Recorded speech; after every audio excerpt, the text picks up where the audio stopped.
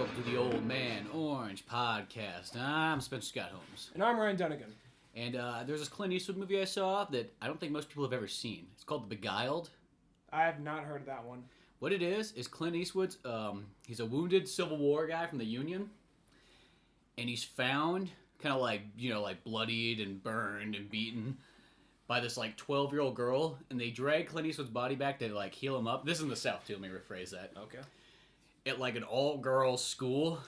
So it's Clint like Eastwood and a bunch of like underage women. At the very there's a line in the very beginning. Is this a 60s movie? It's like 1970. Okay, There's a Don Siegel one though too. How many of them does he fuck? The guy who did Dirty Harry and whatnot. How many of them does he fuck? Let me go. There's a 12-year-old girl. Clint Eastwood goes, "Hey, how old are you?" She's like, "I'm 12. Going on 13 though." You're like, "Old enough for kisses." And there's a scene where Clint Eastwood's literally kissing a 12-year-old girl. And Clint Eastwood's like 38 probably by this point. 1800s when it was all good. And then he just kind of gets there and he just like totally like hits on every chick. Like, chick comes in, he's like, "Well, you got perfect eyes. And, I mean, I know that you're kind of the one girl who's the nice one, but that's okay. I like the nice girls."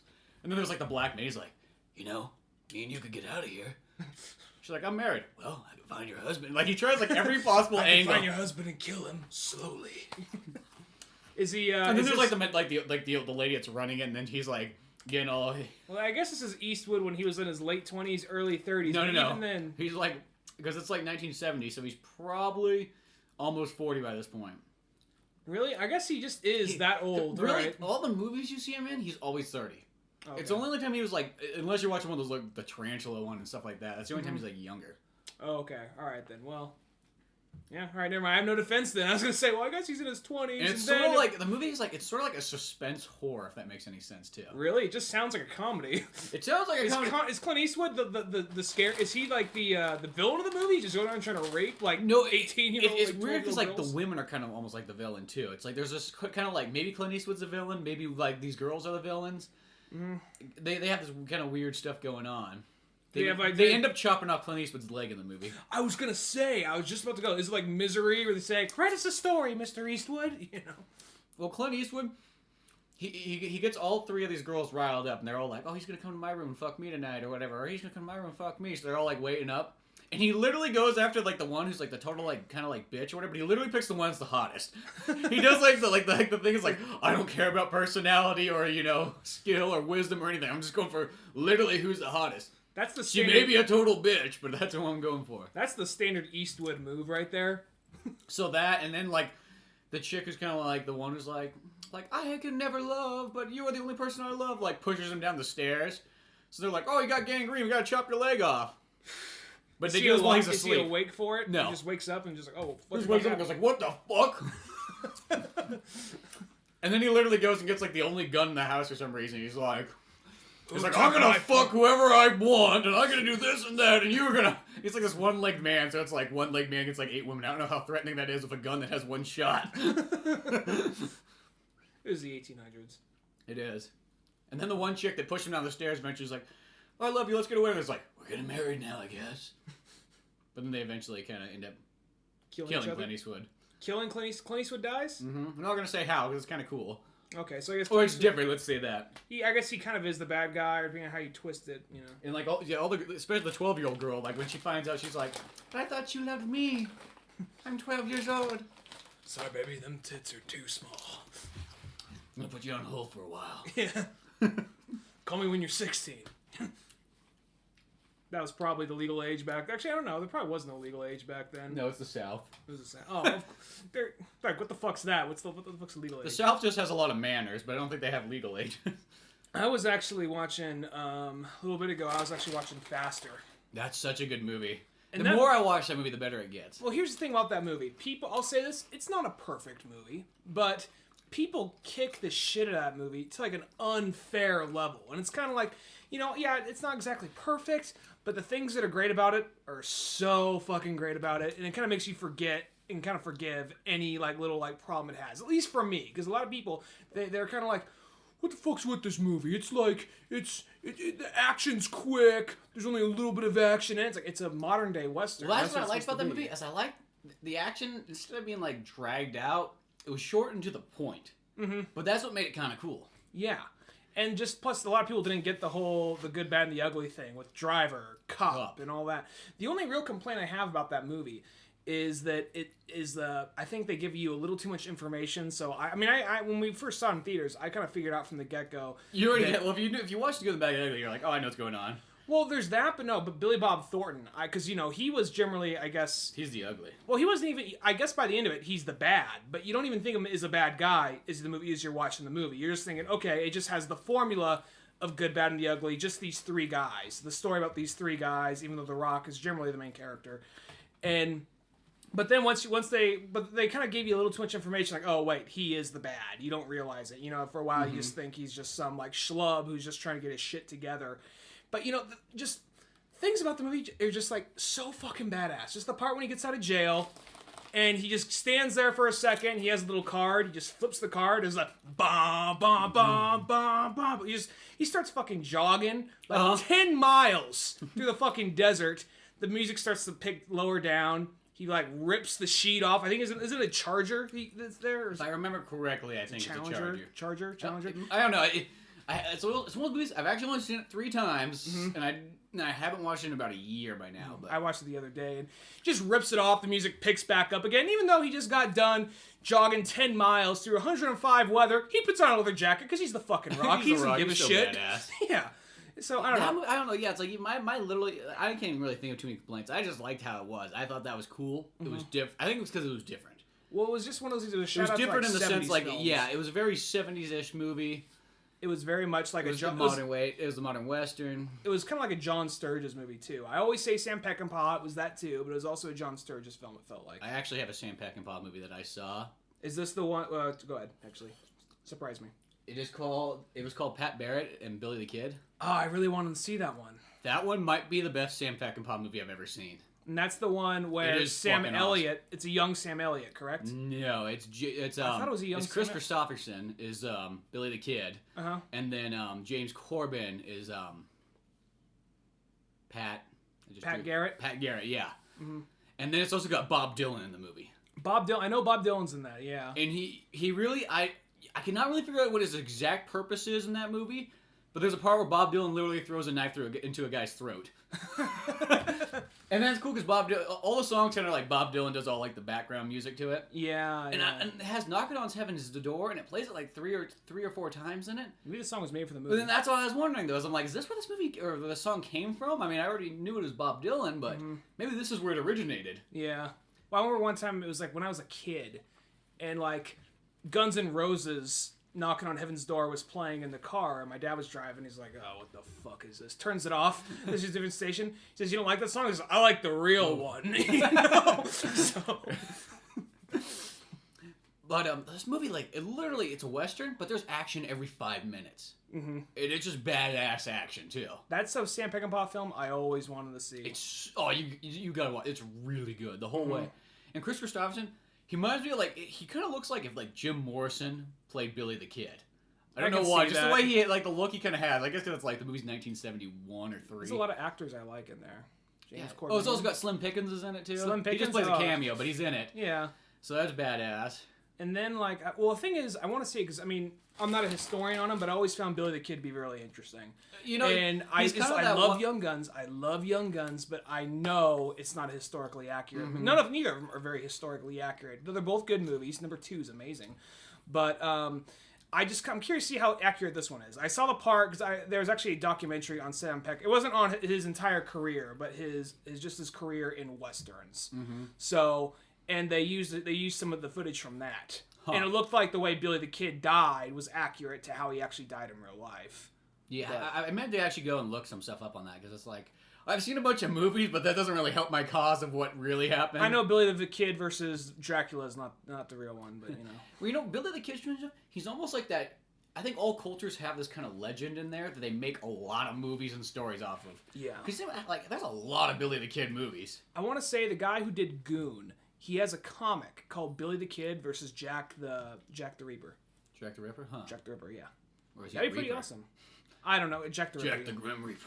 That'd be badass too. Not unless it was the Reaper from like Death and like what's it called? I got mixed up with something else. Remember that show like Death and Mindy and it was a Cartoon Network show. Yeah. I actually have not thought of that show for a long time. That was one of those ones that was like, this is kind of weird. Yeah.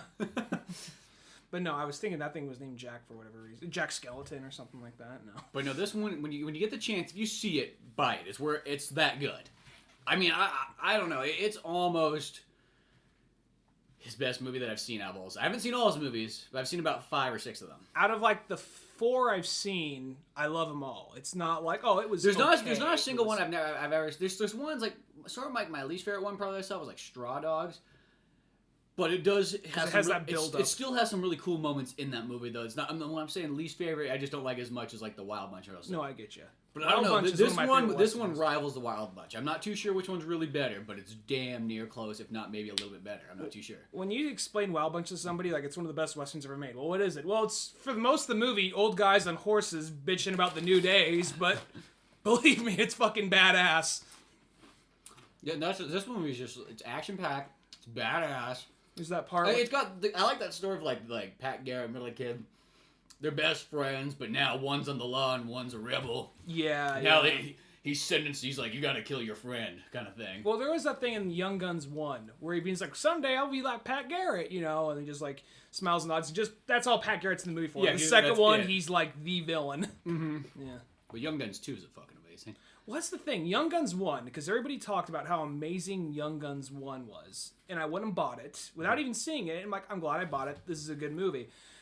Then number 2. I saw number 2 for like $5 somewhere. Did you get for like the pawn shop for like $2? Yeah, it's a pawn shop for $2 actually. Yeah, and I was like, well, I got Young Guns 1. I never hear anybody talk about Young Guns 2. It's got mostly all the original actors in it, pretty much. Yeah, it gotta be good. They traded Christian Slater out for like 3 other people, but okay, we'll see what happens, And Charlie Sheen died. And yeah, and then so I'm like, okay, we'll see what happens. It's probably okay. And then I watch it, I'm like, no, this movie, I don't care what people say, that's a fucking amazing Western. Young Guns 2 is probably my top like 3 or 5 favorite Westerns. It's that good. Yeah, it's one of those things. Plus it also, I mean, I don't think it could be as good without Young Guns 1, because Young Guns 1, you see who makes it out. I mean, a few of them die, but most of them make it out. So Young Guns 2, by the time you're watching it, like, oh, Lou Diamond Phillips, Kiefer Sutherland, they'll be okay. What the fuck? It's like, yeah, shit goes down in this one. It goes really bad. Yeah, just everything goes fucking horrible in this movie. It's like, oh man, so. And that's also going off that legend that like Billy the Kid didn't die. He's old and he's telling the story. Mm-hmm. And that part, I mean, that's all probably bullshit. They probably just took, because there was a whole part, there was somebody who claimed to be Billy the Kid, but he died before they proved it. So there's that. But then again, I believe that he did die, because I don't know. Well, then again, they didn't have forensics back then, so. So you never know. You like to, make the legend live longer than normal. Yeah. But there's actually, staying on the topic of Westerns, have you by chance, I know you said it was on your Netflix, have you seen Rango yet? No, I still haven't. It's in like that, like the middle section of Netflix where it kind of like, it comes up, then it gets pushed back, then it comes up and it gets pushed back. It's almost like in a tide pool. Believe me, it actually is a decent movie. It's not a perfect movie, but it's one of those movies where you're watching it and you're kind of like, okay, it's a little weird, but it's enjoyable. But then if you like Westerns, by the end, the movie kind of stole my heart by the end of it. By the end, there's just so much. I mean, there's like little homage stuff. Homage. And plus, it has probably one of the bad guy. Well, one of the main bad guys in the movie is a snake made to look like Lee Van Cleef. That's badass. I thought that was awesome. And there's one bad guy, because actually I won't spoil too much, but a bad guy in the movie has a line, says, "You've become a legend, and like all legends of the West, people wonder if you ever even existed." And he says that pointing a gun. I think I don't care if that's a kid's movie. That's a good fucking line for a Western. Yeah, that movie, I've been recommended multiple times, that movie, so it's like, it's on my list, and someday I'll roll over and get to that. Because it was one of those movies, I went to that movie with my arms crossed, and maybe it's not as good as I remember it being, because I went to it like, this is going to fucking suck, but then, because I was taking one of my nephews to see Sometimes it's when you go to a movie and you're like, this is going to suck, and then sometimes when it kind of like turns the tide for you, you're like, oh, whoa. There were scenes though. There were things in the movie like, okay, it was enjoyable, it was a good movie, but then it's when you get to like the last third of the film is where it really, for me, picks up, and not because of the action, but just because you can kind of see this dude Gore Verbinski loves Westerns. Mm-hmm. No, I still gotta check that one out, and it's still on my list. There's many other things. Which that's the dude who's doing Lone Ranger. Oh, is that the same guy? The same guy did Pirates of the Caribbean, and Mexican, and Mouse Hunt. Oh, that's cool. Yeah. They're all good movies. Yeah, Mouse Hunt, you wouldn't think it's a good... I know we talked about that when Marley was here one time, but you think, like, oh, if some fucking kids movie, it's still a good movie, you know? Yeah, I have it on VHS. Yeah. Did you happen to catch anything on E3, though? I caught snippets. The Xbox sounds kind of like HAL from 2001 Space Odyssey. The Xbox just sounds like... I was looking actually at the prices on Amazon, and the Xbox is going to be $100 more than the PlayStation. Which, if we remember 1995, back in the olden days... This sort of thing happened before, but Sega Saturn was $400 and the PlayStation sold for $300. And who wanted that one? I'm imagining kind of like 1930s, like spinning newspaper coming into the screen. PlayStation! Yeah. It's the new hip thing. Kids are into it. You're going to be into it. Sega, it's too expensive. Who can afford it? Washington Post, 1994. Well, yeah, of course Sega Saturn's better, but, you know, it's an extra $100. Yeah. Who am I? I just work at the radio station, yeah. I've worked here since 1932. They told me to leave, but I refuse. God damn it, I refuse, I say. In fact, I don't get paid anymore. They just let me live here. Somebody help me! You see him getting tasered out of the room. Well, you saw the Super Smash Bros. Trailer, right? Yeah, I did, which it looks good. Mega Man's in it. That's badass. That's fucking badass. I don't give a fuck about the villager from Animal Crossing. I'll be honest. I don't. That must be a Japanese thing. I don't think anybody in America is going like, "Oh fuck yeah, they're Animal Crossing. Shit, I'm gonna go drink on this now." I never played Animal Crossing. I know people got a really. It's been out since the N64, and I still to this day don't really give a. Well, I know the whole game worked in a sense of kind of like. You're almost kind of... Those games were... I mean, it sounds kind of different, but, like, you have to go into town and make friends with people, and then at the same time, they say, show up tomorrow, they literally mean, show up tomorrow. Mm-hmm. So, when I have to rearrange my life for a video game, especially people I don't care about, like, cartoon squirrels and kind of remind me like this, like, kind of like The Sims meets Harvest Moon, but with, like, animal characters. Yeah, which, fuck that. Yeah, I could care less. That's it could be the world's greatest game, but I'll never know. It just... Yeah, it seems like it... Almost like not necessarily a game, but like some like social endeavor kind of thing. I don't know. They're not even. It's not even like really so. It's not even like an online like. Well, I don't mean it's like online. But I mean like it just feels like you're not really like a social endeavor that goes nowhere. Yeah, it's just like you're socially interacting with a computer. I mean, I don't really like Facebook that much, but at least I know that there's someone else on the other end of it. You know. It's not like a furry bear that's telling me to come over. Yeah. What am I getting out of this bear? Oh, you get a radish for good luck or whatever bullshit. I'm guessing it's something like that in the game. Probably. Yeah. I know, like you decorate your room and joy for that. No, but then they have. I know that they were. What else did Wii U have? Because I only looked at a little bit. I just kind of looked at the Smash. The cool thing about the Smash Bros. I think it's cool it comes up with a 3DS. Yeah. And the Wii U, and it's kind of like they're kind of different versions. Like I noticed the 3DS kind of had like a cell shade look, and then the Wii U one just kind of looked like the next step for like Smash Brothers. Well, it generally looked the same. Yeah. I mean, it was a teaser trailer, so they didn't show very much. The only two they showed just like it's like what you want, like Mario, Link, Kirby, Samus, Donkey Kong. I can't remember who else. I think you said Samus, I believe. And they showed Villager, and they showed... It was all like the big main characters. Pikachu. Yeah, Pikachu. They showed Villager, and then they showed Mega Man for the two new people. Yeah. So it was just probably be tons of new people, obviously, but... I think they're going to probably have... I mean, I hope they still have Sonic. I'm not sure if they have like that was one thing I was wondering. It's like, will they have Sonic, and will they have Snake? Snake would be cool. I don't need Snake. I feel that Sonic is probably a pretty for sure guesstimate, but Snake might be a half-half. I still want Snake, but we'll see where we get with that. And then you got, I mean, I'm kind of what characters would you like to see in the new Smash Brothers? Totally like missed out on in the other Smash Brothers games. That's a good question off the top of my head now that I have to think about Nintendo characters. Well, I got a few, so I'll just spit them out while you spit them out while I think. Well, I thought it'd be cool because you know, like how if you play as like Samus or not Samus, if you play as Zelda, you can switch between Samus and whatnot, and if you play as Pokemon Trainer, Zelda, you could switch between not Samus. I mean, Sheik. Yeah, or in Pokemon Trainer, you could switch between the 3 different Pokemon. I think it'd be cool to have kind of like a mask Link, kind of like you'd be like the. I thought about that. That's something I thought about ever since like the second one came out. And his final smash could be the Fierce Deity Link. Mm-hmm.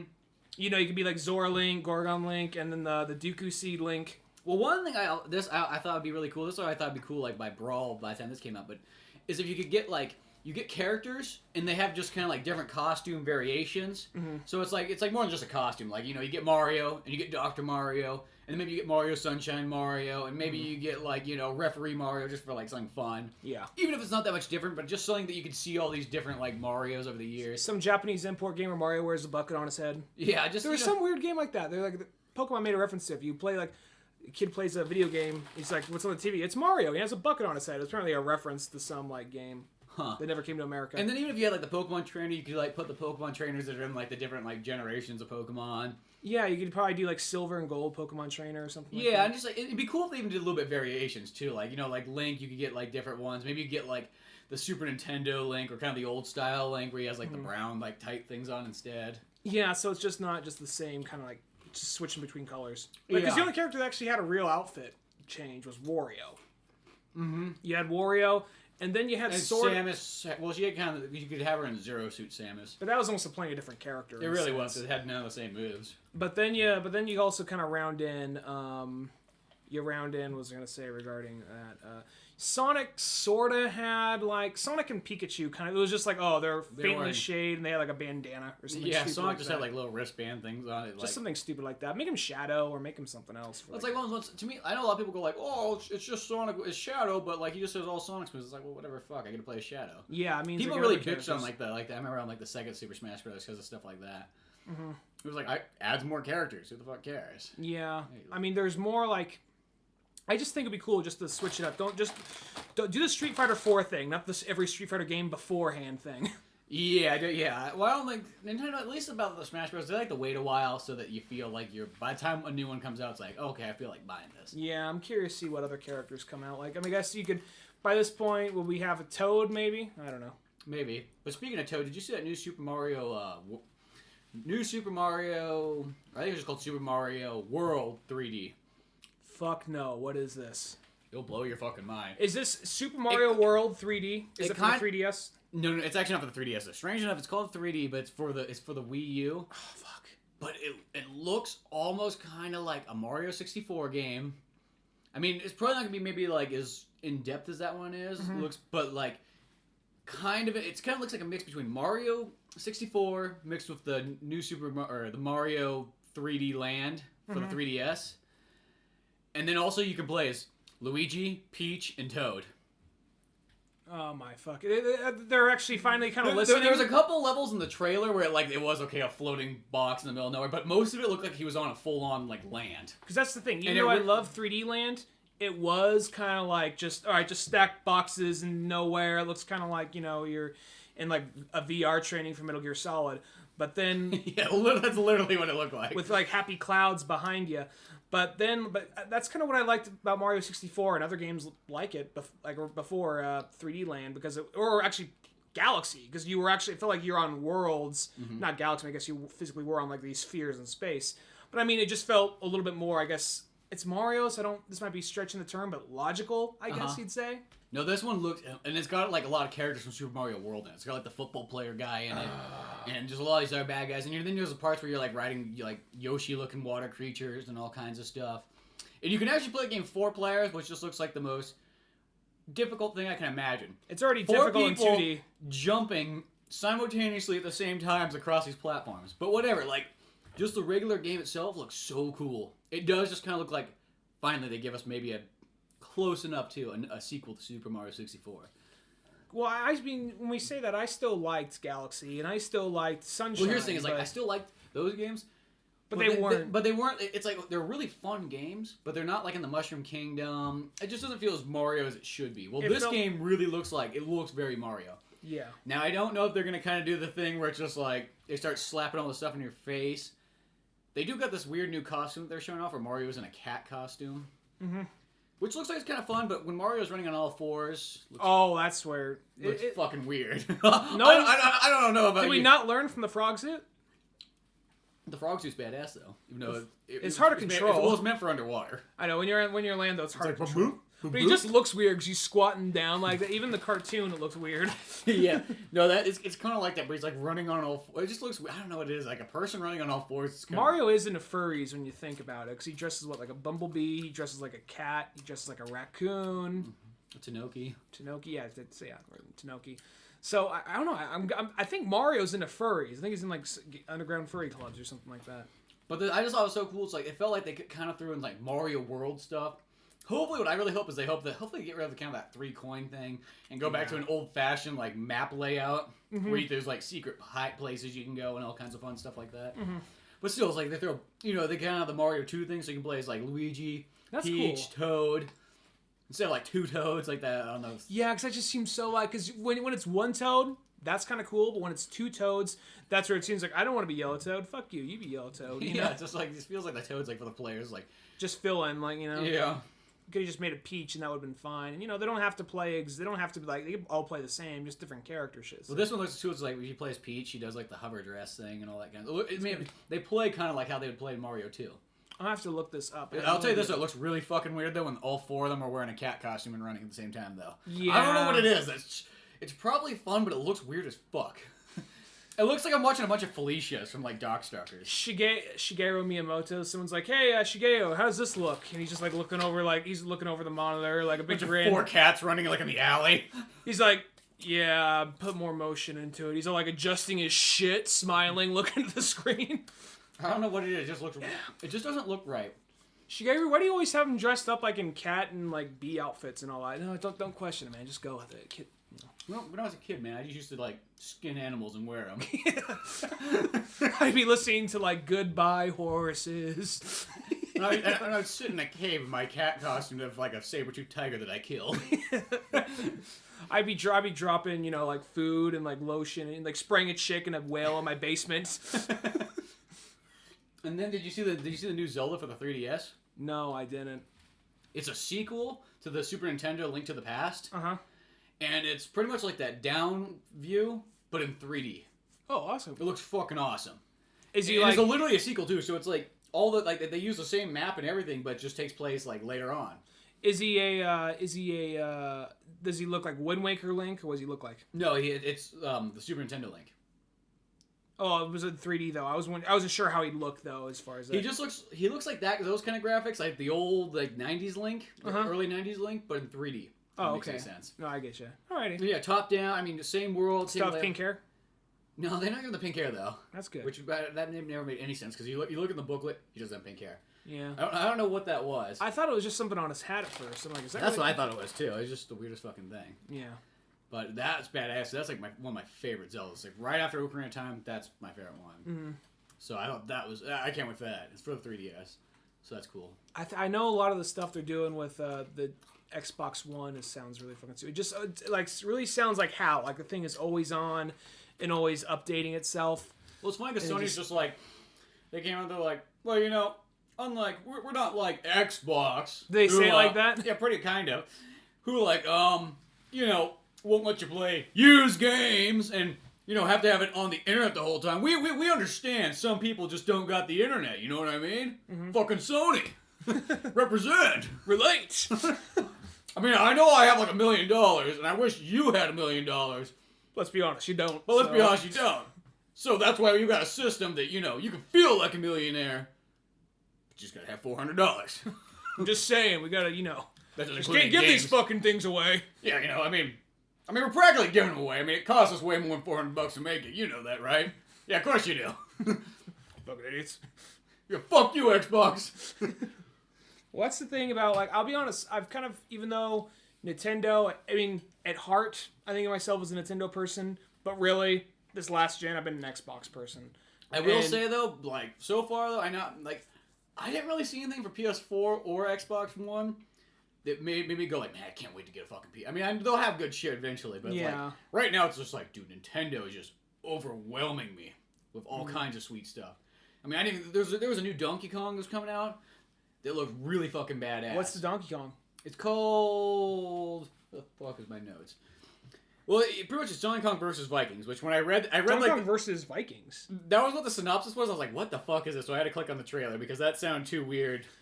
Is it like History Channel's Vikings or something like that? No, they're kind of like when you see them, it's like, okay, that seems a fit. But it was called Donkey Kong Tropical Freeze. But the cool thing too is it also has Dixie Kong comes back in it. Okay. And unlike that, okay, I didn't totally play Donkey Kong Returns. But that one, I remember it just had a lot of kind of complicated controls that made you feel like, well, can't we just go back to the simple, I jump, I roll? Was it side-scrolling? It's side-scrolling, and it's in 3D, but from the 2-minute trailer, and I know this is only a 2-minute trailer, it looked like they kind of just said, like, no, let's keep it a little bit more simple. Like, there's not all these weird extra controls you need to know how to do. Mm-hmm. He runs. Shaking the controller or whatever. Yeah, he runs, he jumps, he rolls, and he can grab his buddy, and that's about it. Mm-hmm. So it's kind of weird when you say it like that. I know what you meant. But we all know when you press A, you grab your buddy. And that's Donkey Kong again, so that's good. So it's Donkey Kong, Diddy Kong, and Dixie Kong, so it's like classic. All right, because that's my one gripe about the. I mean, it's not the biggest thing in the world as long as the game is fun, and that's what matters. But like Donkey Kong Country games, for a while, it kind of annoyed me because like Donkey Kong Country at Donkey Kong was only in the first one. Yeah. And the second one, like okay, you're playing as Diddy, but third one Donkey. Well, you're going to save Donkey Kong in the second one. But the third one, I bet Donkey will be back, and then like Diddy and Donkey are kidnapped by the third one. I'm like, what the fuck is this? And then it's like your retarded like friggin' cousin has to come along. Yeah. Fuck, who brought Candy? Yeah. Is that his name, Candy Kong? No, I think it was Kitty Kong. Kitty Kong, yeah. Kitty Kong. Well, then there's his there's his brother or whatever, cousin that was in Donkey Kong 64. Oh yeah, that's right. Then there's the orangutan one that like when you walk slowly. I mean, I'm giving this visual aid probably doesn't help the podcast. But he like waved his arm slowly back and forth and made him walk. Remember that? Yeah, I do. And he had like a little spit straw to shoot like blueberries out. Because he used to grab the gun in a sense, I guess. Yeah. Well, they all had a gun of some sort. Oh, that's true. Because then Donkey Kong had a coconut gun. Diddy had the two like peanut guns. Dixie or the little Dixie. I wish Trixie. Wannabe Dixie, whatever. Yeah, well, we wish she was Dixie. She had, I want to say, like a crossbow of some sort. I want to say she had a crossbow. I didn't play Donkey Kong 64 too like that. I just played it a bit. I did, so I can't remember all the stuff. The retarded one had a bazooka, and yeah, so. So that looked really fucking cool. It's like there's just like tons of these Wii U games coming out, and then do you see the new Sonic game? Yeah, unless it's the one I'm thinking of. Is it the Sonic New World or Lost World? Yeah, the Sonic Lost World. Yeah, I don't know. I will say the villains look a little too kiddie-ish, but the gameplay actually looked pretty sweet. I know it looks kind of like Emerald Zone has been turned to like Mario Galaxy. Yeah, that's what it looked like to me. It really, but it still looked like it played very smooth. I don't know.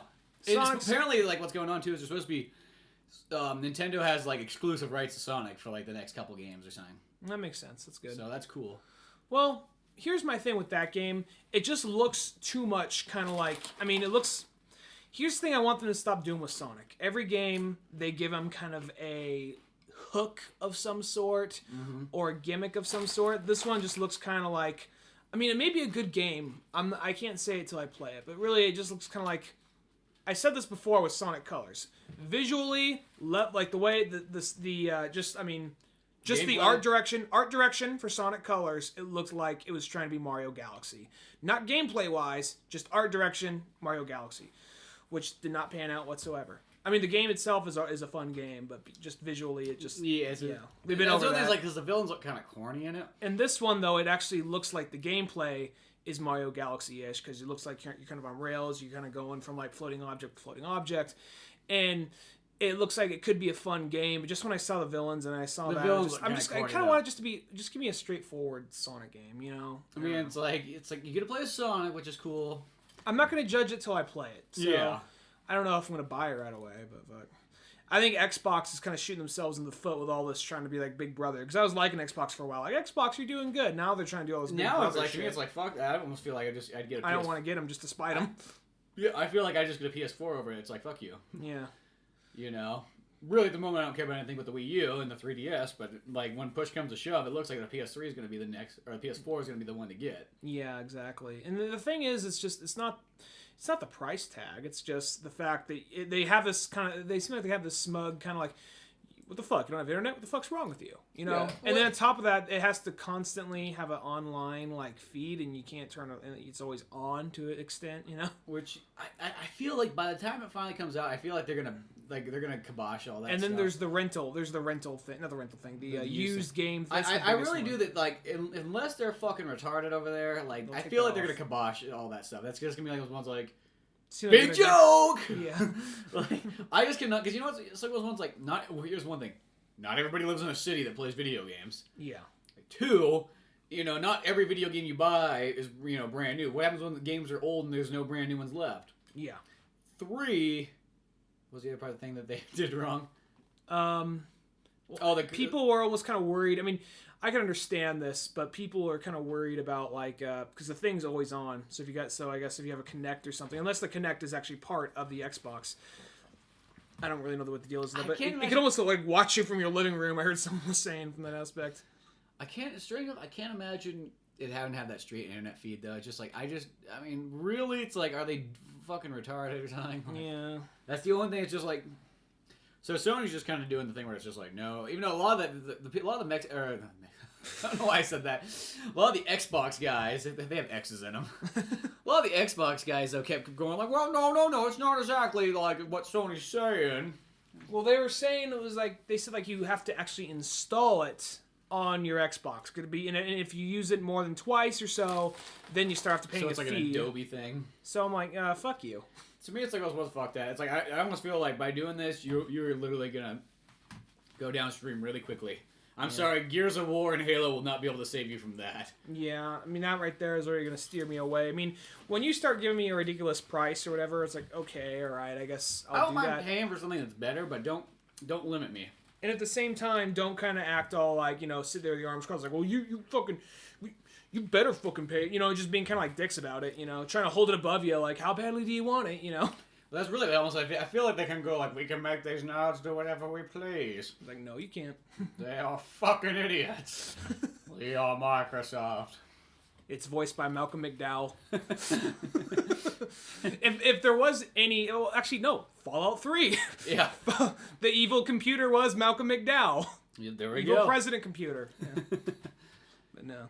But now let's just jump to what I like. What we were all here for. Really. Like the super of man, the man of steel, the reason that we get up every day, our Lord and Savior, Clark Kent, Kal-El, Superman. Yay! He is. When I think about it, he really is our Jesus. He is kind of like he really is kind of like modern day Jesus in a sense. No, but here comes the hate mail. Actually, I don't think we have that many religious listeners anyway. No, we better have Superman listeners. That is what the religion here is on this podcast. If you listen to this, your religion is Superman, your political party is Batman. There you go. It's a good way to go about it. That's the way I look at it. I'll say this right now. This is probably, I think, well, I mean, I'm not sure. I mean, I need to see it more than once to be completely honest. To be completely sure. That second viewing really gives you, that'll tell you everything. Yeah. By the time you see a movie twice, you'll go either, this is one of the best movies I've ever seen, or the movie was maybe not nearly as good as I thought it was, or it's good. Exactly what I think, or exactly as I can remember. At the moment as it stands, I look at this movie as a 4 out of 4. Pretty much gives you a lot of things you want, does it in a different way, so it kind of surprised you at the same time, so you don't feel like you're kind of like on that Amazing Spider-Man trip that you're like, well, I've really seen this about 100 times by this point. This still kind of does it in a new way, and it's not like a bad thing almost. And the other thing about it is it, I'd say this is probably maybe, I mean, I know a lot of people scream blasphemy, but I think I like this more than any other Superman movie made. Yeah, maybe. Bring it down, just to live action, action. Well, yeah. Just drop it down to live action. I think this is probably the best one. It's so strange enough. It's always kind of a weird thing that like a lot of times classicness can really outweigh like it puts a big factor. Because I don't know, I really do have a good. I love the original Superman. Yeah. When I say original, not the original one, but the 70s Richard Donner. Yeah, not Superman and the Mole Man one, but that movie I love that one a lot. So I don't know, that one's such a classic to me that it's like they're very close, and this one's definitely way different, and it's got kind of a lot more things that's like good. Now here, I'm not saying that movie is in any way bad.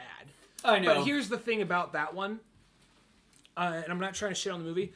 It feels kind of like the very beginning of that movie for like the first hour or so. It is kind of like this is something that you could tell they love. I mean, throughout the whole movie, you can tell he really wanted to make something epic and something different than anybody's ever seen to that point. And that was a movie that set a standard for what a superhero movie should be. And that was the first superhero movie like, oh, this shit can be really good. Yeah. Now, the thing with that movie, though, is my only real problem with the first one is it goes from being this movie, it takes itself super seriously, to being almost kind of a little bit more silly by the time Gene Hackman is introduced. Yeah.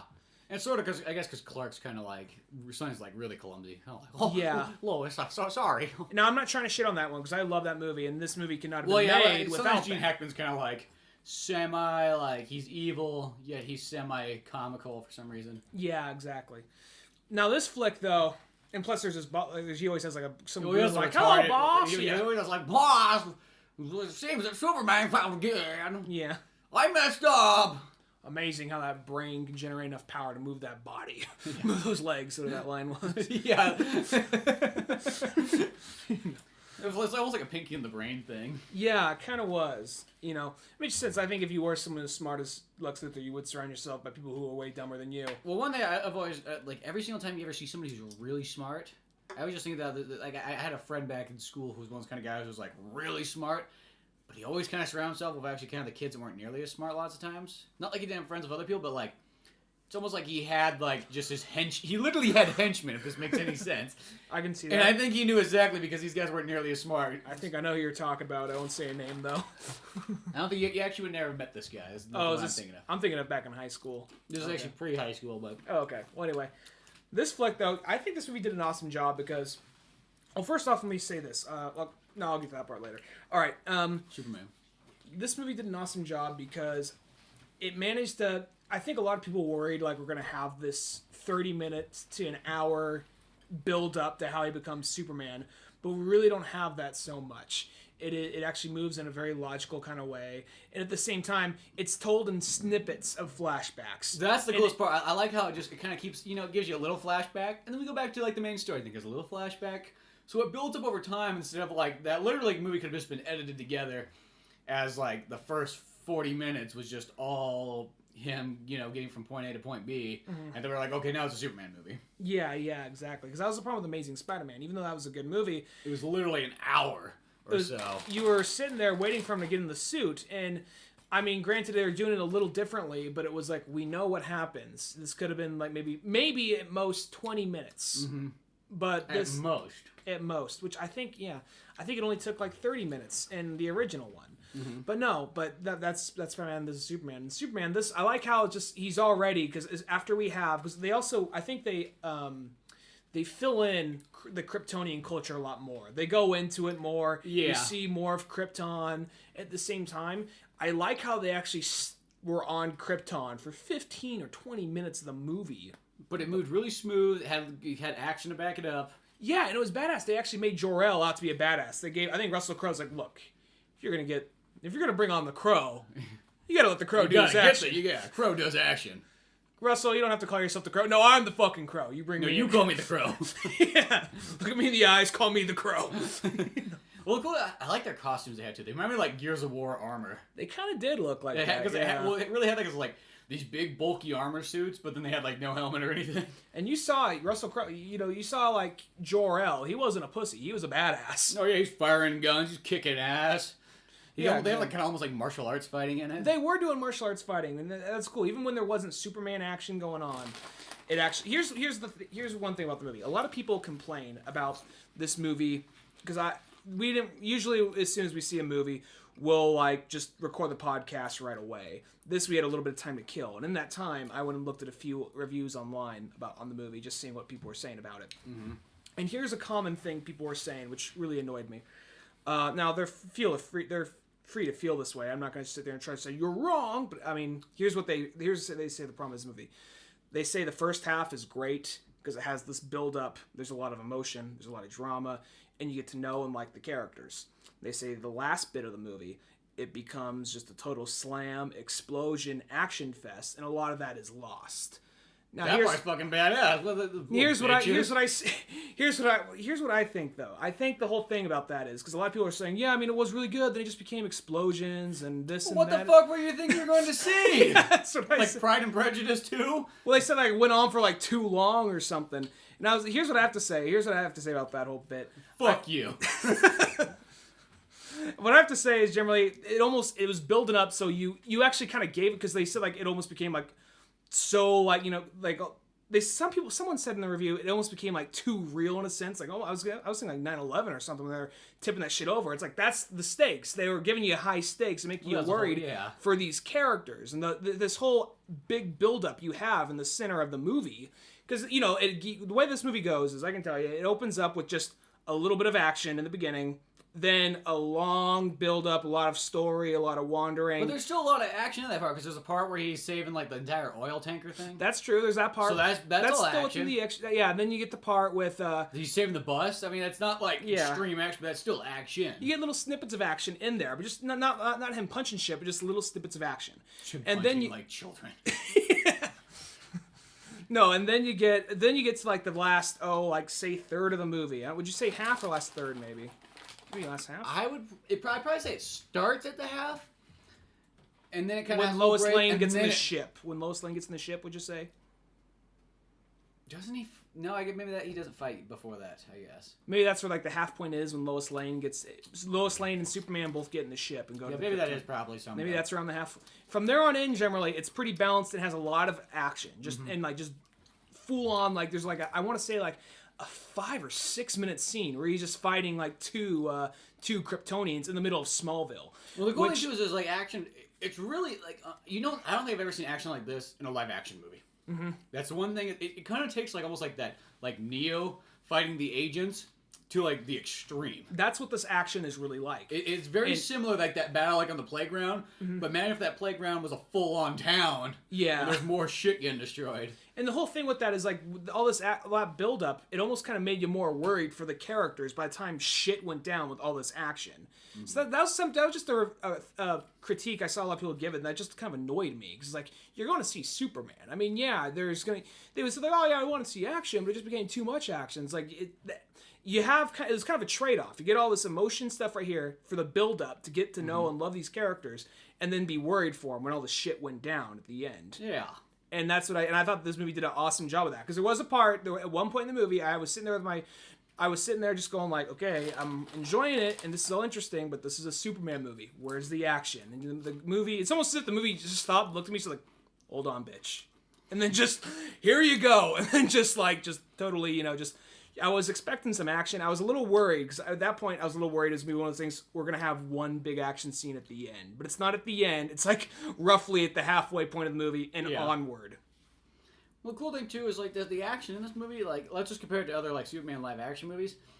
Most of the action, pretty much all the other Superman movies, is him stopping a plane, him, pulling a car back out. It's mostly like feats by himself. There's no real like brawling. Yeah. This one is just like, let's just forget about the plane. Let's forget about the helicopter crashing. I mean, which we still have some of that in there. We still have some of it in there, but like, that's not the main thing. That just kind of happens to be like a side note. Like, oh fuck, there's a helicopter going down, guys falling out. Because that's the thing about Superman Returns. It was a good movie, but it was too much. It didn't really push anything forward. And yeah, it was almost kind of like the same. It was like a Richard Donner movie with like a little bit of like computer graphics thrown over the top. And it was still a good movie. And I still like it a lot. It was set in the Richard Donner universe, and it was a good movie still. It did not push anything forward. It did not really borrow from any story arc that I really know of. I mean, they made a reference to Superman Returns, but I didn't really notice much of any story arc from that. So it was really just like, that Bryan Singer just really liked the Superman movies. Mm-hmm. But this movie, you could tell, there are things I noticed they were really taken from the comic. I noticed a little bit from Birthright. I noticed a little bit from Earth One. The outfit is from the New 52. Generally, it's kind of a fusion between the Earth One Superman and New 52 Superman. The outfit. Really, I only have one complaint for this entire movie. Okay. And my only complaint is I just don't like how they only said Superman once in the entire movie.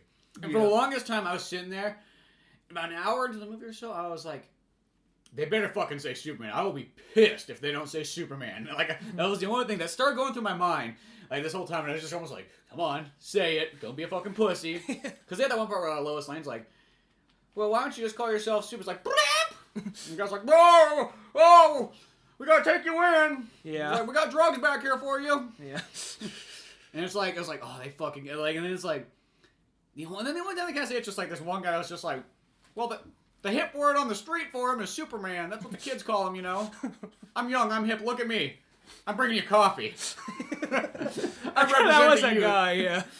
There's actually one little thing I thought, you may find this kind of interesting, but Dr. Hamilton was in that movie. Uh-huh. And that's the guy, for those of you who don't read the comic, I think he's mainly in the cartoon, but he's the guy in, he's a scientist from the comics, I think he's in the comics by this point, but he's also in the cartoon, and he was in Justice League and all that. Well, and he's also in the later seasons of Smallville. Now, there's a scene where there's a guy in, it's when they're in Canada. When they're in Canada and there's the crashed Kryptonian ship they're looking for. There's a guy who's like, I think he's a geologist, a military geologist. I'm a geologist. Not that geologist, but he's like, he looked like he was Middle Eastern, American Middle Eastern, you know what I'm talking about? He was kind of tan. Mm-hmm. Well, he was sort of an assistant to Hamilton in this movie. That guy played Hamilton in Smallville. Now, I don't know if that is just kind of like, I just happened to try out for this role, and I'm the guy I was playing in Smallville, I'm his assistant, or if that was intentional, but I just thought that was kind of funny That's there. cool. I like those little things like that you find. Yeah. But no, I mean, other than that, though, this movie, I thought the story was really cool. I like the kind of, like, the blue-collar suit, because Superman's, or let's say this, Clark Kent's always kind of been white-collar. Yeah. But Clark Kent, this one he was full-on blue-collar. I mean, he was grunge rock Superman. He was great. They had the Chris Cornell song from Singles in there. Yeah, that was just like, I was looking, is that fucking Chris Cornell? He's in fucking, like, Seattle or somewhere like that to top it all off. He's, like, on Deadliest Catch. Yeah. Well, that was what's happening is as soon as they should get done showing Krypton being destroyed and like Zod being locked away in the Phantom Zone with all his minions, it then jumps to like he's on like an episode of Deadliest Catch. It literally does. And then they're like, we gotta go pick up some guys at an oil tanker, and then he goes and does this really cool scene where he saves. And I'm really glad they did this. I'm so glad they did this. No offense to you, but I'm glad they had hairy chest Superman. I'm really glad. That was badass. I really do agree too. The hairy chest was good because I was talking about this before. It's like, does Hugh Jackman? That sounds like a weird question. Does Hugh Jackman have hair on his chest in X-Men? I think he does. That's what I was contemplating because I was tossing up with somebody else and I was wondering like, I couldn't remember because the whole point of Wolverine is like you look at some of the comic books and he just looks like a fucking ape. I want to say he takes his shirt off. It's just like somebody went there and fine detailed with a pencil all his hair. I want to say he was hairy chested. I might be wrong, but not like Superman. Fucking Superman. Superman was hairy chested. I was fucking happy. He's a fucking man. Like Superman. A lot of the movies they always make him kind of like Italian, and I always picture Superman like just his look. I know he's an alien and all, but I picture him as always like Space Jew. He was made by two Jewish guys. That's what I mean, though. So like when I like when he looks more Jewish. Yeah. Like when he just looks like a really buff Jerry Seinfeld or something. And he was a really good-looking Jewish guy in this. I don't know if Henry Cavill or whatever his name is Jewish, but he looked like he was. He looked very Jewish. But I think that's how I picture Superman as being looking more Jewish than Italian. Mm-hmm. And for the longest time, I think they always just picked Italian guys to play him. In this movie, though, this guy's a great Superman. I really like this. I will definitely say this guy's probably like one of the best Superman. And he wasn't trying to play too much. That was what was good about this movie. It wasn't trying to lean too much on anything that came before. It's like, you know what this is. Like, one thing that I loved about this film was I was a little worried about it because we've seen the kind of Lois and Clark dynamic for a long time. Where Lois is total bitch and Clark... I love how, like... And I love they have Lois... I love that they have the balls for a PG-13 Superman movie to have her say the line, I don't have time for a dick measuring contest. Oh, yeah. I'm glad they had the line for that. But sorry, go ahead. Well, the cool thing I like about this movie is, like, Lois figures out who Clark is, like, kind of in the beginning. She does this whole investigation by, going back through time of all his jobs, leading him back to Smallville, and finally figures out, like, okay, Superman, before they even call him Superman, is Clark Kent. Yeah. And she just knows this right from the bat. Mm-hmm. I kind of like that, because before, it's like, in every other Superman ones, it's just like, unless it's like a modern Superman story, like Lois Lane never knows who Clark is, or that Clark's Superman, and vice versa. Yeah. Though she's literally with these guys 100% of her day practically, unless she's sleeping, and even then. Mm-hmm. And so it's like it's like how the fuck has she not noticed that these are the two guys? Really, glasses don't make that big of a difference on somebody's face. I know. Yeah, I know. So I just think it's kind of good. It's just like. They just get that out of the way. It's like, they know each other. Fuck it, they figured it out. That was one of the beginning things. Another thing that was good about that is he's not working... I was kind of also worried, like, this is Clark Kent. He's going to be our new reporter of the Daily Planet. Stay out of my way, Smallville. I thought they were going to have something like that. They did not do that. Mm-hmm. He doesn't get the job at the Daily Planet and doesn't come up with that identity until the very end of the movie. And even Lois gives... It just ends on such a great note. Because it ends with, Lois sees him, smiles, like, welcome to the planet, Mr. Kent. And he says, thanks, Lois. He didn't say, he just smiles. He goes, my name's Lois. He's like, my name's Clark. He's like, welcome to the planet. And he just smiles, and that's when the song picks up and says the Man of Steel credits. And I remember the longest time I was wondering, like, where the fuck is Jimmy Olsen in this movie? But then, like, at the end, I was like, oh, well, that makes sense. You don't want Clark to get there and be like, well. Funny. Tides have turned. Jimmy Olsen is ahead of Clark. Jimmy Olsen and his pal Superman. Yeah. It's not Superman's pal Jimmy Olsen. It's Jimmy Olsen's pal Superman.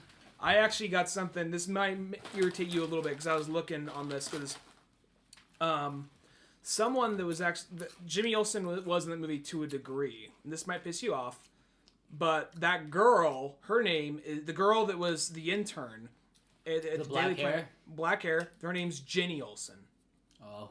That's one of the ones like... I don't know. I feel like don't take Jimmy away. I mean, that's like don't take away my Jimmy. I need my Jimmy. Well, it's like I feel like that's almost a little too much of a change. Don't take like a man character to a woman. That's always kind of annoying. Yeah, but I mean, we got everything else so good though. I know. I mean, like as well as ones like even Lois Lane, even though like that chick didn't like dye her hair black, pretty much for that chick to become like Amy lighter, Adams. Perry White had become blacker. that was how I was looking at that movie. It was like. Since Lois Lane doesn't have black hair, that black must have just fell off her hair, and hit Lawrence Fishburne. He's like, "Whoa, I'm now Perry White." No, I liked Perry White. I liked Lawrence Fishburne as Perry White. I didn't say that was a bad thing. Yeah, no, I thought he was really good as Perry White. He's a great Perry White. My only problem, really, I mean, Jenny Olsen, believe it or not, I can kind of shrug that off. I would have had that be like. Maybe they'll coming around and be his sister or something next one. Yeah, I hope it does something like that because that I will say. Don't take my Jimmy. Well, I just that's a little bit. I know sometimes when people get the reins of something really big, they're like, I can do whatever the fuck I want now. and they had my only real major complaint, and this is gonna seem like such kind of like a. Some people, I mean, it's not the biggest deal in the world because she still did a great job. Deal is like not saying Superman. Amy Adams, all that. Amy Adams, I just think they could have just simple fix, make her hair dark brown or black. It would have been a simple fix. That's one thing. Is like as I'm watching it the whole time, you're like, man, Superman is perfect. And then you see Lois Lane, you're like, I don't know if that chick was just a lazy ass bitch who just said like, I'm not gonna fucking dye my hair or something like that. Because sometimes some actresses get like that. Mm-hmm. So it's like, but it's like those ones like I think it was intentional for Amy Adams. She does a fine job. She could be replaced in seconds by somebody with dark hair, and they do just as good a job. It's like she doesn't like. For me, it's not like I can go like, man, if she wasn't in that part, it would just be like, it wouldn't be the same. Like to me, it's like you can replace her in seconds. I don't give a fuck. I thought she did a great job. Well, I mean, she did a fine job. But here's the thing, though. I'd personally take anybody who looked more like Lois Lane, though. Mm-hmm. Just the fact that Superman looks so. Or just dye her hair. I'm just saying dye her hair. Well, yeah, that's the simple thing. Or fucking give her a wig. That's what they used to do. In Smallville, they did a thing where Lois Lane came in and she had blonde hair for a while. She was like olive-skinned with blonde hair. And then as time went on, you found out that her hair was actually dyed blonde, and it was bleached, and it became like more of a dark brown as the series went on. So maybe dark brown's fine. Like it doesn't have to be like black like the cartoon or comic. Yeah. But like, I just thought her hair was too light. It was kind of hard for me to like for the longest time to go like that's Lois Lane. My mind's not registering as that. Mm-hmm. Well, I just kind of since I already knew prior, I just kind of accepted it. I was like, I'm gonna accept this. Though it is kind of blasphemy, I'm going to accept this. Well, something I thought was kind of cool is, well, first when I saw that Jenny Olsen character, there's a character that's in, I mean, I haven't read nearly as much Superman as I have Batman. But there is kind of like that Daily Planet crew, which is Perry White, Clark Kent, Lois Lane, Jimmy Olsen, and then what's his name? The lumber guy. Oh, yeah. The guy was always like, douche! Yeah, which I don't have a problem with them changing. I thought it was cool they actually threw Lumberg in it, but instead of being kind of like the bro, you know, which like I got my Harley downstairs, babe. We'll go to Applebee's later. Yeah, instead of being that guy, you know, which is like, what the fuck is that guy doing at like in a journal, working as a journalist?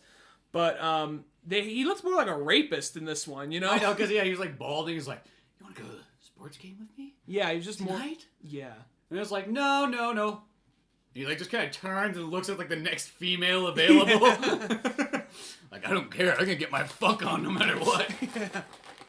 So it was kind of cool. And it was kind of cool, like during like when shit was going down, how it showed. I guess Jimmy and Perry and Perry and the Lumberg trying to get away and all that. And that was kind of cool. I thought it was first because in All Star Superman, they actually did have a girl that was just kind of hanging around in the office.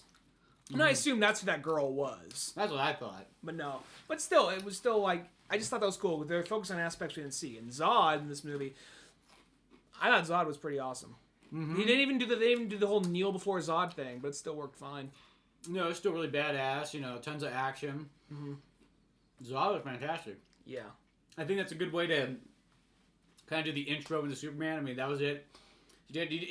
I felt like you didn't need any extra characters because a lot of superhero movies, I always kind of go like, they should have thrown in 2 extra characters. You know what I mean? Like, what the fuck is this bullshit? Well, he also had other people to fight too. I think that's. I think that's what made it different. He had Feora to fight. He had all those other Kryptonians there. There was always a problem I have like a lot of the first couple Spider-Man movies is just like, why the fuck is there not just like multiple villains? Like, how hard? It's like in Spider-Man I never thought that like one villain could just carry a movie. Or number 3 was, and I felt like that like in a lot of other movies too, like superhero movies. Like one villain can't carry this. You got to have a couple of them.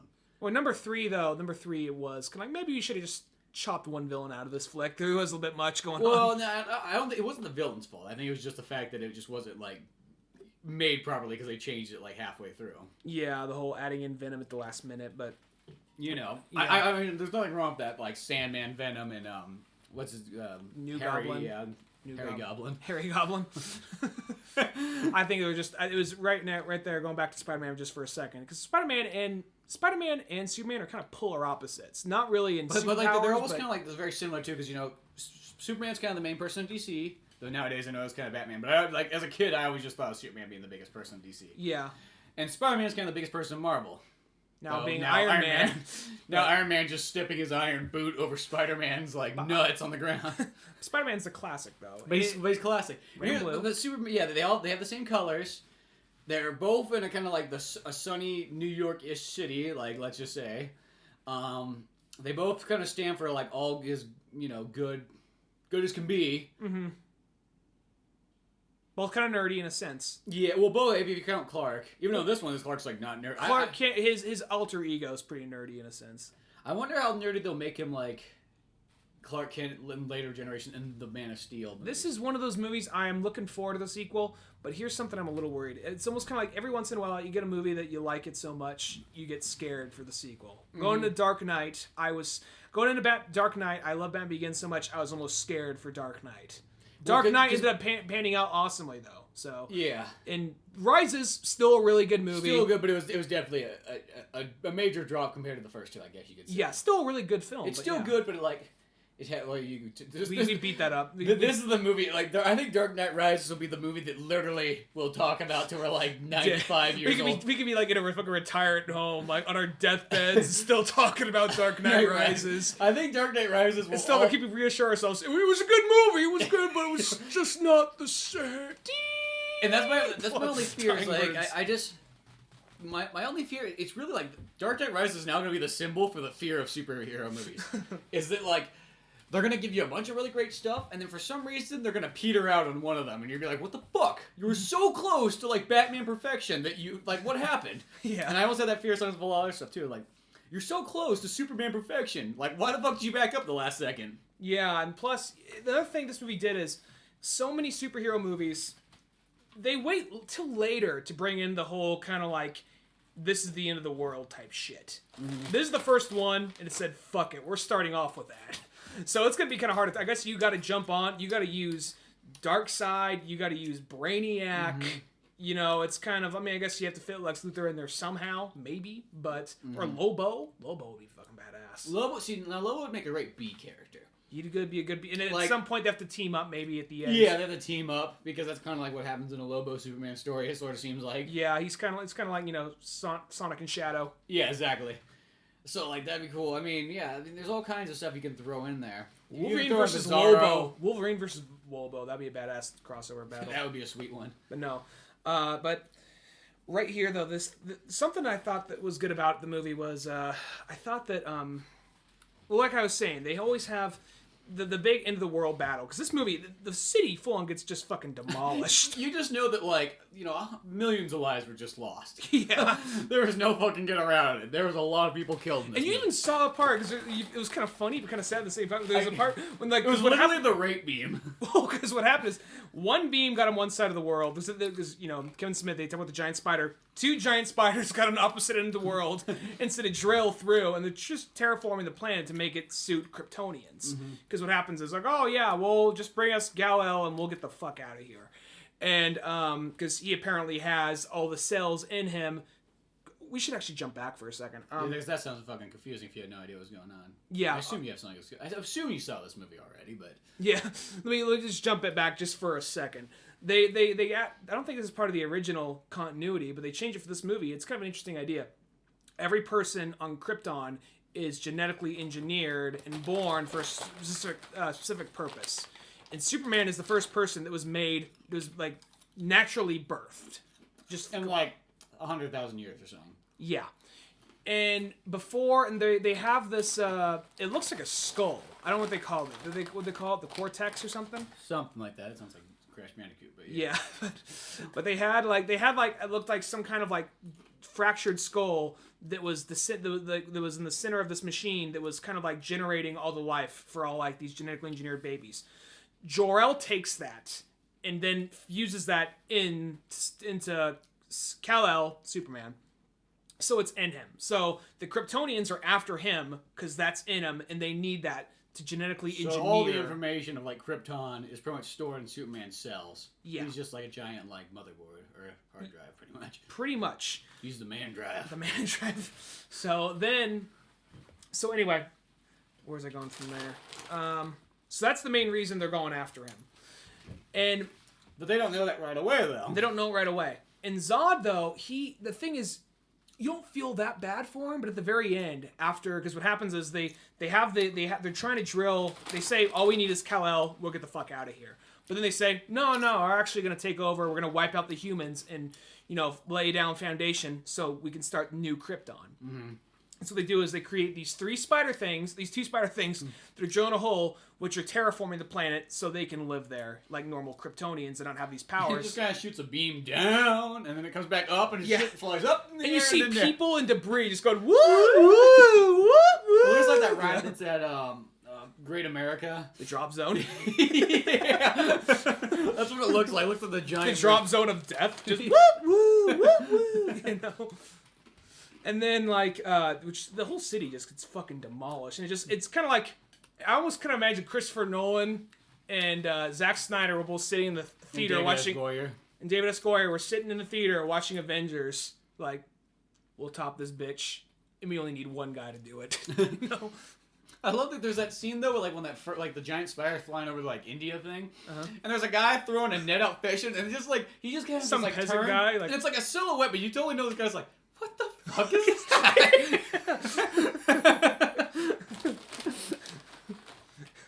That's what I was thinking. It's just literally about, the fuck? Yeah. The Kryptonian armor was just badass, too. Just everything about this movie. I really did. All the suits were badass. It was so cool. As I said, they really remind me of Gears of War. That's what it really reminded me. I feel bad for Dr. Hamilton. We know Dr. Hamilton won't be in the sequels. Yeah. Which, whatever. But, because what happens is, during this whole battle, because he's trying to attack these beams, and they have a self-defense mechanism, and, I guess, these metal tentacles come out, he fights those off. So it looks kind of like he was fighting off Brainiac or something. Yeah, that's what it kind of looked like. And then what happens is he manages to destroy it, and he goes in the inside, and they manage to just generally, through some, pseudoscience, create a teleport which transfers all the Kryptonians and whatnot to the Phantom Zone. Yeah. Except Zod. So we have the final clash between Clark and Zod right in the middle Zod of Metropolis. Finally figured out how Superman gave the secret away, dumbass. Yeah.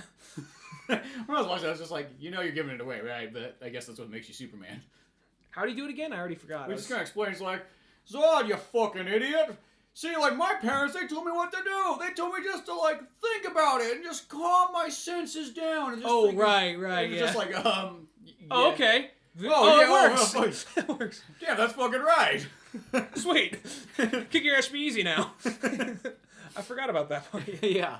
Because he was having trouble. They kind of needed like their helmets over in their own atmosphere for him to actually. Because if they take the helmets off, then it's like they absorb all the sunlight and then they get all their superpowers enhanced. They get enhanced, but they're almost just kind of like staggering along. It's almost too much for him at first. Mm-hmm. But no. And then, but the whole battle between him and Zod, he actually kills somebody, because what happens is Zod, he's like, you want to, actually, I felt bad for Zod that part, because he was standing there on his knees, and just kind of like, this is all that's left of Krypton, because he's like, I was programmed to save Krypton, that was my purpose, that's the one scene where you feel just a smidgen, you feel a little bad for him, Yeah, well, it's kind of like there's that part where in the ship, the Superman's just kind of like, fuck Krypton. Because which reminds me, there's actually one little part which I'm guessing this is something that happened in post, because there's a part where there's like the guy who actually played the general, the douchey general in Matrix films and Reloaded and Revolutions. Oh yeah, he plays the general. I think Shawick or whatever his name is. Yeah, he's driving him and his like little assistant girl, and all of a sudden the satellite drops down, and then he gets out of the car and he literally says, "Are you out of your effing mind?" He says the line. He doesn't say fucking. He says, "Are you out of your effing mind?" I'm wondering if that was their one F. That was their one F. They're like, it's a Superman movie. I don't know if we can pull this off. In post, the last minute, they just like ADR'd that shit. Yeah, I don't know. I remember when he said that too. It's just like it threw you off for a second. Yeah, I was like, oh, they're gonna say fuck. I'm in the military. I send people to their death, but I can't cross that moral parameter of saying fuck. Yeah.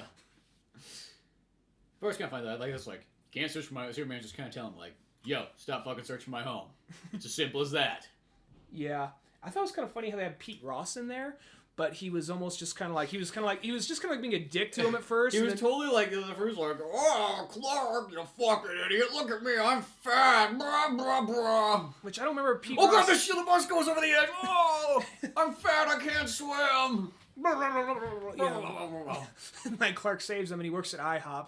And well, then it's just like, then it just kind of shows like, then it's like Pete's just kind of like, now he's like nerdy and like, oh, I almost drowned now. I guess I had to rethink my life. A part I really like, I actually like how there's action in Smallville. We see it in the comics, but we never see it in Smallville, the show. But we never seen it actually in any of the movies. Just big action scenes in Smallville. That always looks really cool. And I thought that was funny when he crashes into IHOP. And he looks at Pete. They both catch eyes for a second. Clark's like, fuck, I really should have just let you die, shouldn't I? I know, literally that line. Just look at this guy's just like, he's just looking at it, he's like, Clark, boy, did your life turn out good or what?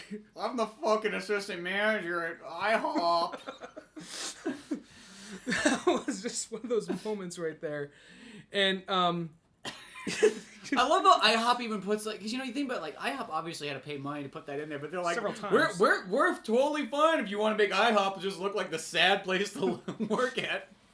Fuck it, that's why people come here. They don't got anywhere else better to go. It could have been worse. It could have just been a scene where like just whorish, to a level whorish, just advertisement. Like Superman gets knocked on his back, he lands on someone's grand slam, takes a bite of their pancake.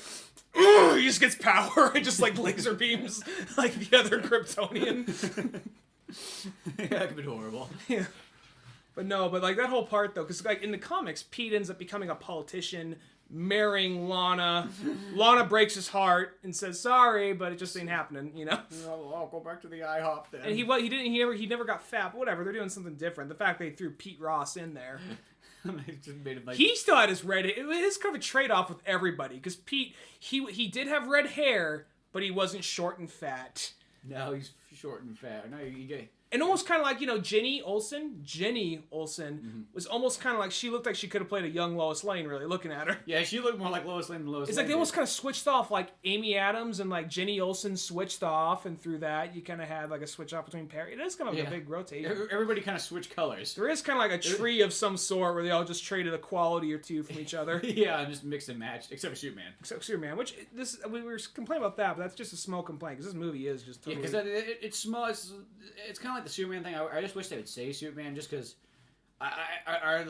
Is it an insult to say Superman nowadays? Is that like a bad word? Is that like something that we're not supposed to? Is it like a speakeasy word nowadays? I think they're just afraid it's going to be one of those things like it's I think we live in this age where they can't, because the world isn't aware they're superheroes. This is just because this movie is, like I said before, it's kind of just a big grand scale science fiction film that just happens to be a superhero film. Just the way the Batman Dark Knight movies It are. was a police movie that just happened to have a guy in a suit. Yeah, that's kind of how they play out. And it's like, feels a little bit more like a superhero movie, but Dark Knight and Dark Knight Rises feel more like large-scale crime terrorist movies. You know? And I think that's cool and all. I just don't... I think that sometimes they kind of just fade a little bit away from, like, the kind of, like, what makes these superhero things. They try to get a little too realistic. And sometimes I always feel it's like, you know, you go to the movie, like, we all know that that's Superman. You don't need to lie to us by trying to tell us it's not Superman for the whole movie. We know it's Superman. Just fucking say it. They'll probably say Superman a lot by the second one. I hope they do. I just feel like, I don't know. I just don't see it. It's kind of the same thing with, like, the Catwoman thing in Dark Knight Rises. It's just like, how fucking hard is it to say that? I think it's just that finding a way to build up. I don't think there's anybody out there who's going to be like, Super. Like, why would the guy just come to the movie theater if he was like, didn't like Superman? What are you calling yourself? Superman. That's what this fucking movie is? Game. Just somebody just reads like, oh, it's a Superman movie. Just puts together now. I thought this was a movie about a bodybuilder, just Man of Steel. I don't know.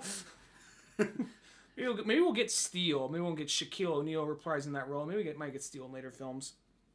Yeah. I like to see Lobo. I like to see like Darkseid. I don't even really like Darkseid, but I just think he puts up a good fight. Well, I always think that's a really good Superman villain anyway. Yeah, I mean, I think because he's the world's space douche. Like, I'm gonna totally destroy this world. Why? Because I can. You know. I will. Yeah, totally. But yeah, Superman was a really good movie though. Yeah. And like all minor complaints, just like minor stuff's like doesn't really affect the movie. It's just more like. It just felt like come on, just a little bit extra effort. Not much. By the next one, say Superman, dye your hair, and make Jimmy Olsen get a sex change. Jimmy Olsen. Happens the next time, like she just walks like, "Hey guys, I'm Jimmy now." Also dyed my hair red. Let's go spray on freckles. But yeah, well. I think that's a good place to leave it off at. So, go to oldmanorange.com for everything Old Man Orange. Till then... Videos, podcasts, and more, and comics. All that fun stuff. Till then, I'm Spencer Scott Holmes. I'm Ryan Dunigan. We'll see you some other time.